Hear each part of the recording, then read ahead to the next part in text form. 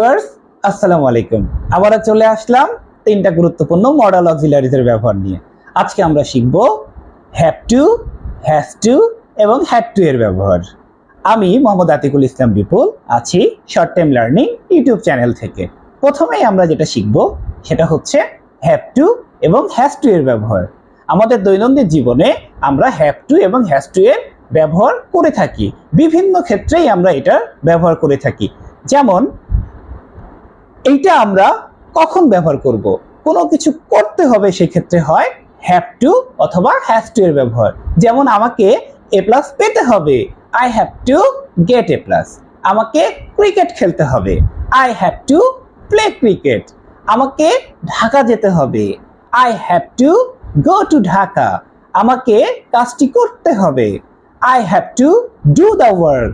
এখানে যদি আমি বলি তাকে কাজটি করতে হবে, সেক্ষেত্রে কি হবে? সেক্ষেত্রে হবে হচ্ছে he has to do the work.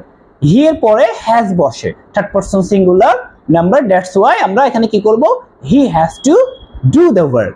তাহলে শিখে ফেললাম হ্যাভ টু এবং হ্যাজ টু এর ব্যবহার। বাকি রইল হ্যাড টু এর ব্যবহার। হ্যাড টু কিভাবে আমরা ব্যবহার করি?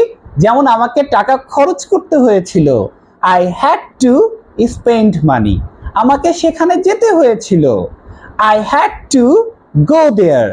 আমাকে কাজটি করতে হয়েছিল, I had to do the work. আমাকে ছবি আঁকতে হয়েছিল, I had to draw a picture. আশা করি আপনারা বুঝতে পেরেছেন বিষয়টা। তাহলে আমরা হ্যাভ টু এবং হ্যাজ টু ব্যবহার করি বাধ্যবাধকতার ক্ষেত্রে, যেটা আমাকে করতে হবে, আর হ্যাড টু ব্যবহার করি বাধ্যবাধকতার ক্ষেত্রে, যেটা আমাকে আগে করতে হয়েছিল। আশা করি সবাই ক্লিয়ার। ধন্যবাদ সবাইকে।